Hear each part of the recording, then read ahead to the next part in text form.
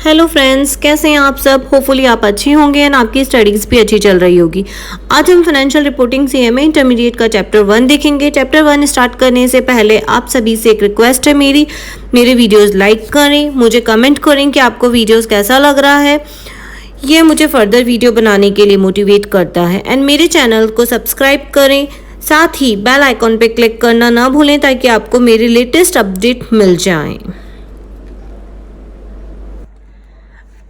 देखेंगे capital and revenue transaction. Capital and revenue transaction देखिए, इसके अंदर क्या है कि हमें 2 टाइप से ट्रांजैक्शन बतानी है। कैपिटल नेचर की ट्रांजैक्शन बतानी है और रेवेन्यू नेचर की ट्रांजैक्शन बतानी है। देखो, सबसे पहले मैं आपको ये बताती हूँ, ये मोस्ट इंपॉर्टेंट चैप्टर है। एग्जाम में 100% इसमें से क्वेश्चन आता है। 4 मार्क्स का तो आप मान के चलिए कि इसमें से आएगा ही। और मोस्ट ईजी, बहुत ही ईजी चैप्टर है। आपको सिर्फ कैपिटल नेचर की और रेवेन्यू नेचर की ट्रांजैक्शन का पता करना है, ठीक है। और वो पता करना बहुत ईजी है, आपको रटने की कहीं इसमें नीड नहीं है, कहीं आपको रटना नहीं है, आपको सिर्फ समझना है कि कैपिटल नेचर की ट्रांजैक्शन कौन सी होती है और रेवेन्यू नेचर की ट्रांजैक्शन कौन सी होती है। उससे पहले मैं आपको ट्रांजैक्शन से मतलब बताती हूँ कि ट्रांजैक्शन का क्या मतलब है। आप नोट कीजिए मेरे साथ। Transaction means any exchange of goods and services for cash or credit or on credit by business, ठीक है।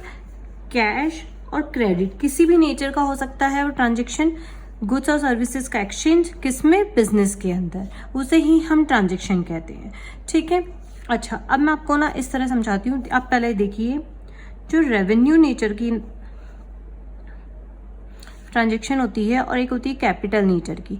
तो जो रेगुलर वे में जो एक्सपेंसेस होते हैं, रेगुलरली जो एक्सपेंसेस होते हैं, वो सारे रेवेन्यू में जाएंगे, ठीक है। और जो कि समटाइम्स होते हैं, कभी कभी होते हैं, या फिर जैसे वन टाइम एक बार अपन ने खर्चा कर दिया और वो हमारा चले जा रहा है, तो वो कैपिटल नेचर की ट्रांजैक्शन होती है। जैसे सपोज करो आप एक बिजनेस स्टार्ट कर रहे हैं, आपने उसके लिए बिल्डिंग खरीदी, ठीक है। तो बिल्डिंग तो हमारा क्या हो गया, वो हमारा कैपिटल नेचर का ट्रांजैक्शन हो गया, क्योंकि वो बिल्डिंग एक बार वन टाइम खरीद ली है आपने। अब आपको बार बार एक्सपेंस करने की जरूरत नहीं है। अच्छा, बिल्डिंग में आपने रिलेटेड टू फर्नीचर खरीदा, या और प्लांट एंड मशीनरी खरीदा, या वॉट एवर आपने कंप्यूटर्स खरीदे, लैपटॉप्स खरीदे, तो ये सारे जो भी ट्रांजेक्शन है वो सारे आपके कैपिटल नेचर के ट्रांजेक्शन होंगे, क्योंकि आपने एक बार खर्चा कर दिया। अब आपको बार बार उसका खर्चा करने की जरूरत नहीं है, ठीक है। और रेगुलर बेसिस में, अच्छा, अब रेगुलर में क्या क्या आएगा, मान लीजिए कि है ना, अब आपको सैलरी देनी है एम्प्लॉयज़ को, तो वो आपका रेवेन्यू में आ गया। इलेक्ट्रिसिटी का पेमेंट आपका रेवेन्यू में चला जाएगा। ये मैं आपको सिर्फ एक ऑफिस से रिलेटेड खर्चे बता रही हूँ, जस्ट फॉर कि आपकी अंडरस्टैंडिंग बिल्ट हो जाए इससे, ठीक है। और भी अपने इलेक्ट्रिसिटी का पेमेंट हो गया, वाटर का पेमेंट हो गया, तो मतलब जो रेगुलरली हम पे कर रहे हैं। अब जैसे आपने सपोज करो कि आपकी फैक्ट्री है, फैक्ट्री में आपने जो रेगुलर बेसिस पे मटेरियल खरीदेंगे, या जो भी इस रेगुलर बेसिस का खर्चा जो रहेगा वो सारा आपका रेवेन्यू में जाएगा, और जो कभी कभी होता है वो आपका कैपिटल में जाएगा, ठीक है। अब फॉर एन एग्जाम्पल देखिए, मैं आपको ऐसे समझाती हूँ। अच्छा, अब एक चीज़ और, रेवेन्यू इनकम भी हो सकती है और एक्सपेंडिचर भी हो सकता है। कैपिटल इनकम भी हो सकती है और आपका एक्सपेंडिचर भी हो सकता है। अच्छा, आप बोलेंगे इनकम कैसे हुई, कैपिटल इनकम ऐसे हुई, यदि आपने बिल्डिंग को बेच दिया तो पैसा मिल गया, तो वो इनकम हो गई ना आपकी। अब आप में मान लो आपकी वो बिल्डिंग पुरानी हो गई, आपको वो बिल्डिंग अब आपको यूज़ नहीं करनी है, या वॉट एवर आपको कोई फर्नीचर है वो यूज़ नहीं करना है, ओल्ड फर्नीचर है, तो वो आप उसको बेच रहे हो, तो बेचने से पैसा आ रहा है, तो वो आपकी इनकम हो गई। लेकिन आप खरीद रहे हो तो वो आपका खर्चा हो गया। इसी तरह रेवेन्यू में भी सेम बात होगी, ठीक है। अच्छा, आप बोलेंगे कि रेवेन्यू में इनकम किस तरह से होती है, जनरेट होती है। रेवेन्यू में इनकम, जैसे आपने सेल्स की है, आपने जो भी मटेरियल प्रोड्यूस किया उसकी जो सेल की है वो आपकी रेवेन्यू इनकम होगी, ठीक है। आपने जैसे आपने कहीं शेयर वगैरह में इन्वेस्ट कर रखा है और आपको उससे डिविडेंड मिल रहा है, तो वो भी आपका रेगुलर में जाएगा, रेगुलर इनकम में जाएगा। आपको इंटरेस्ट मिल रहा है, इंटरेस्ट भी आपका रेगुलर इनकम में जाएगा। रेंट मिल रहा है, आपने प्रॉपर्टी, आपका खाली हिस्सा पड़ा हुआ था, आपने सोचा कि मैं उसको रेंट पे दे देता हूँ, तो वो भी आपका रेवेन्यू में जाएगा, ठीक है। तो ये मैंने जस्ट आपकी अंडरस्टैंडिंग बिल्ड की है कि आप ये एक्सपेंसेस कैसे, तो मैं आपको एक बार इसको और अच्छे से एक्सप्लेन कर देती हूँ इस तरह से बनाकर। यहाँ पे मैं आपके लिख रही हूँ रेवेन्यू इनकम,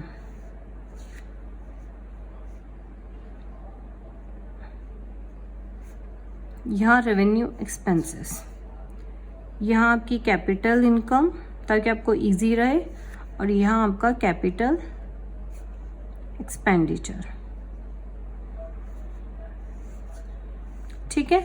अच्छा, आपकी रेवेन्यू इनकम जो कि आपको इनकम मिल रही है बिजनेस। अच्छा, एक चीज़ और आपको मैं बताऊं, आप ऐसा भी इसको मान सकते हैं कि जो आपकी करंट असेट से रिलेटेड जो भी इनकम होती है ना, करंट असेट से रिलेटेड, वो आपके रेवेन्यू में जाएगी, और जो फिक्स्ड असेट से रिलेटेड आपकी इनकम होती है वो आपकी कैपिटल में जाएगी। फिक्स्ड असेट में जैसे आपके क्या क्या आता है, फिक्स्ड असेट में आपके नाम क्या नाम है, फर्नीचर आ गया, प्लांट एंड मशीनरी आ गया, बिल्डिंग आ गई, तो वो सारी जो भी है वो सारे कैपिटल कैपिटल से रिलेटेड वो है एक्सपेंसेस मान लो या इनकम मान लो।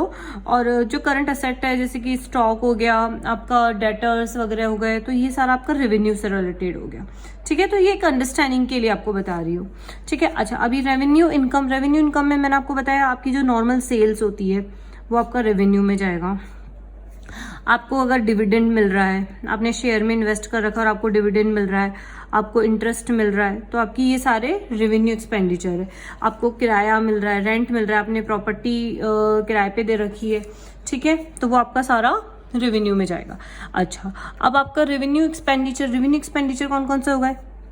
आप एम्प्लॉयज़ की सैलरी दे रहे हैं, इलेक्ट्रिसिटी का खर्चा आपके ऑफिस की, ठीक है, और मान लीजिए आपकी हीटिंग का खर्चा, कैरेज इनवर्ड, बहुत सारे खर्चे हो सकते हैं, वो तो आपको नाम से ही क्लियर हो जाएगा, कैरेज इनवर्ड, आउटवर्ड, ठीक है, ये सारे आपके रेवेन्यू एक्सपेंडिचर हो गए।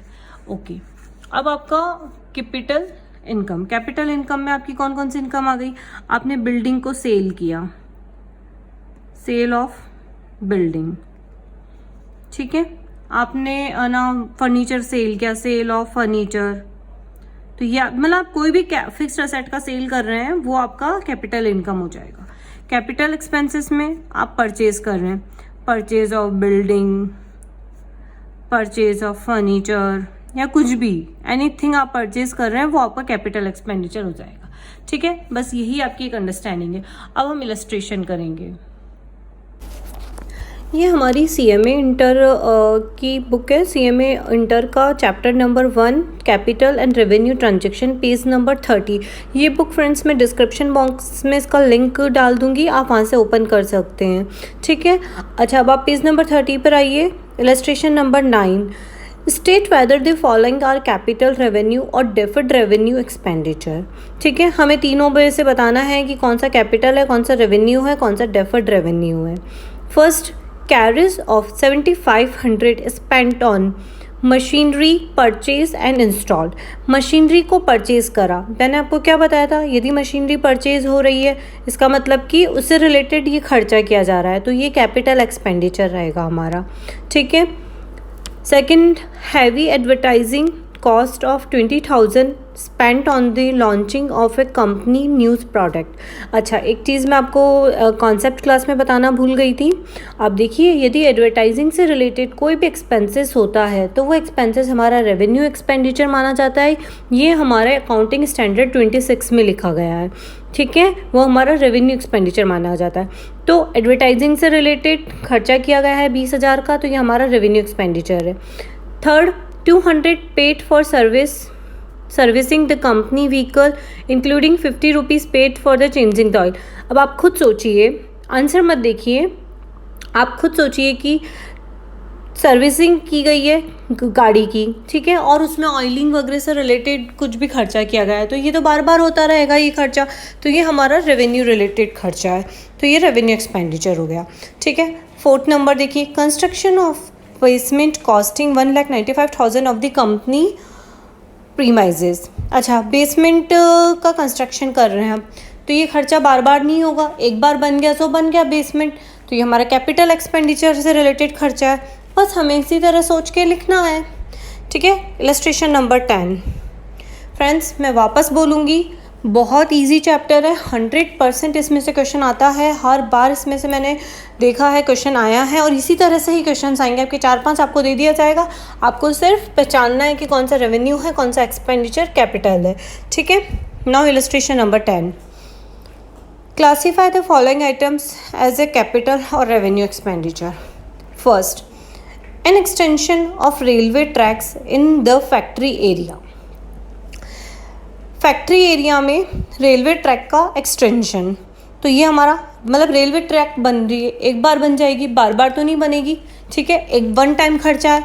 आप इस तरह समझेंगे कि आप पहले उस खर्चे को समझेंगे कि वो खर्चा क्या बोल रहा है। वन टाइम खर्चा है तो वन टाइम खर्चा मैंने आपको क्या बताया था, आपके कॉन्सेप्ट में आपने देखेंगे कि मैंने आपको बताया था कि ये कैपिटल एक्सपेंडिचर से रिलेटेड खर्चा है। Wages paid to machine operators, machine operators को वेजेस पे की गई है, रेवेन्यू वाला खर्चा है। मैंने आपको बताया था कि वेजेस, सैलरी वगैरह ये सब हमारा रेवेन्यू में जाता है। Installation cost of a new production machine, installation cost, नई मशीन लगी है उससे रिलेटेड कॉस्ट है, नई मशीन लगी है तो ये कैपिटल एक्सपेंडिचर है। फोर्थ नंबर, मटेरियल लगा है for extension to foreman's office in the factory. Factory में जो फॉरमैन ऑफिस है ना, उस फॉरमैन ऑफिस का एक्सटेंशन किया है, उसको बढ़ाया गया है, उससे रिलेटेड उसमें मटेरियल लगा है, तो ये वन टाइम है, तो इसका मतलब कैपिटल एक्सपेंडिचर है। Rent paid for the factory, rent पे किया है फैक्ट्री के लिए, तो ये रेवेन्यू एक्सपेंडिचर है। मैंने आपको बताया था किराया लेना देना सब रेवेन्यू में जाएगा। Payment for computer time to operate a new store control system, तो ये भी आपका कैपिटल एक्सपेंडिचर नहीं, एक मिनट रुकिए, ये कंप्यूटर इंस्टॉलेशन नहीं बोल रहा है, ये बोल रहा है payment for computer time to operate a new stores control system. ठीक है, तो ये आपका रेवेन्यू रिलेटेड खर्चा है, इसको आपको, क्योंकि ये नॉर्मल बिजनेस में यूज़ आ रहा है। ठीक है, तो ये आपका रेवेन्यू में जाएगा ये वाला खर्चा। उसके बाद में ये बोल रहा है last, wages paid to own employees for building the foreman offices. Foreman offices के जो एम्प्लॉयज़ थे बिल्डिंग के, उनको वेजेस पे की गई। अच्छा, अभी एक बात बताती हूँ, वो उनके खुद के एम्प्लॉयज़ को वेजेस पे की गई है, किसके लिए, बिल्डिंग के जो ऑफिसेस है, मतलब उससे रिलेटेड है ये, तो ये आपका कैपिटल एक्सपेंडिचर है। ठीक है, क्योंकि बिजनेस जो होता है वो आपका मोर देन एक साल के लिए होता है। अच्छा, एक चीज़ और होती है कि जो खर्चा आपका एक साल से, मतलब जिस आप कोई खर्चा कर रहे हैं और वो उस खर्चे से बेनिफिट हमको एक साल से ज़्यादा होगा, मतलब कि वन टाइम नहीं है उसका, वो मोर देन 1 ईयर है, तो वो खर्चा आपका किस में जाएगा, वो खर्चा आपका कैपिटल में जाएगा। ठीक है, तो यहाँ पे ये बोल रहा है कि own employees for building the foreman offices, तो ये आपका मोर देन 1 ईयर हो गया ये वाला खर्चा, तो आपका ये कैपिटल एक्सपेंडिचर में जाएगा। ठीक है, number 11, state with the reason whether the following are capital expenditure or revenue expenditure. First, expenses incurred in connection with obtaining a license of starting a factory for 10,000 rupees. Factory को start करने के लिए licence चाहिए, मतलब long term खर्चा है, capital expenditure. 1,000 rupees paid for removal of stock to a new site. ठीक है, ये रिमूव करना है, इस हमारे बिज़नेस को कोई इनहेंस नहीं होने वाला, बिज़नेस में मतलब हमें कुछ एडवांटेज नहीं मिलने वाली क्योंकि हम स्टॉक रिमूव कर रहे हैं, तो ये रेवेन्यू एक्सपेंडिचर का खर्चा है, रेवेन्यू है ये।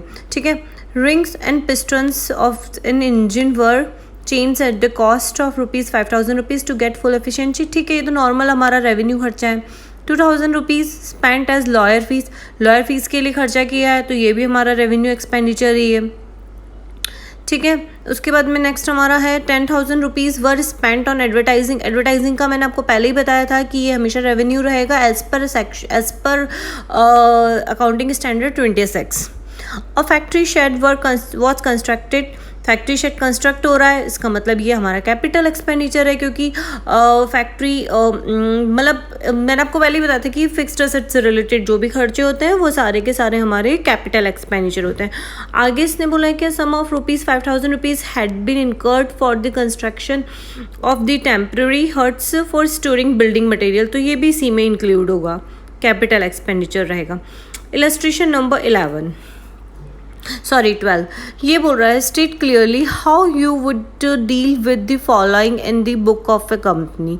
First the redecoration expenses revenue expenditure है, ठीक है। उसके बाद में ये बोल रहा है the installation of a new coffee making machine for ₹10,000 capital expenditure है।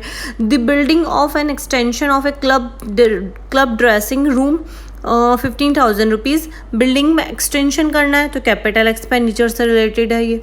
Purchase of snacks and food stuff revenue है ये। परचेज करना है VCR और TV का तो ये कैपिटल है। Very simple.